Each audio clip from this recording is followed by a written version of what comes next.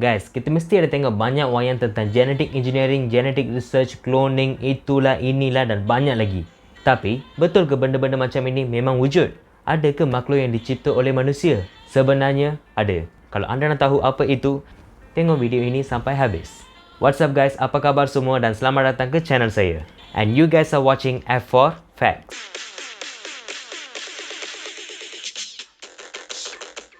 Untuk video hari ini, saya nak tunjukkan kepada anda 5 creature yang dicipta oleh manusia. Kalau anda baru kepada channel ini, boleh subscribe dan komen iaitu anda sudah subscribe.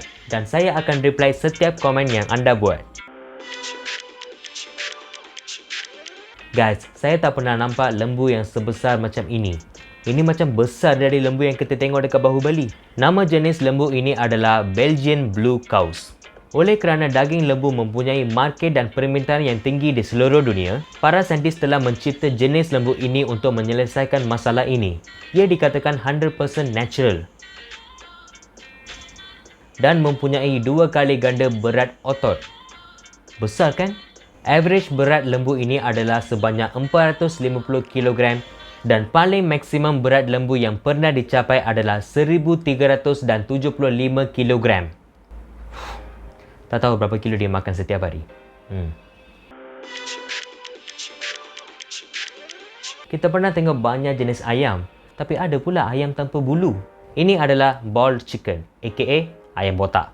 Para saintis Israel telah membiarkan ayam tanpa bulu ini supaya mengurangkan masa untuk memetik bulunya. Mereka juga katakan ayam ini 100% natural, tapi masih ada sedikit masalah. Ketiadaan bulu mengurangkan ketahanan ayam ini di cuaca yang berlainan. Selain itu, ia juga menyebabkan penyakit kulit, jangkitan bakteria atau kulat akibat kecederaan kulit.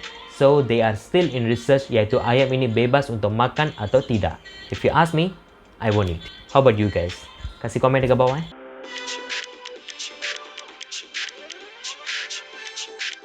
Okay guys, ini memang dahsyat, but they are still in progress. The human pig.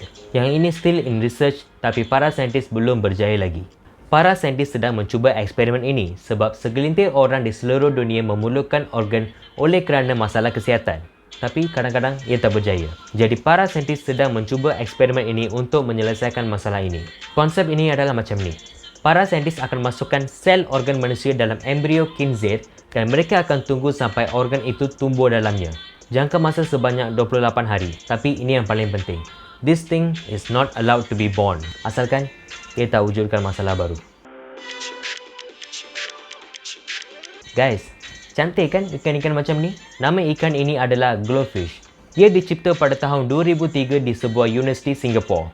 Jadi, bagaimana pula ia dicipta?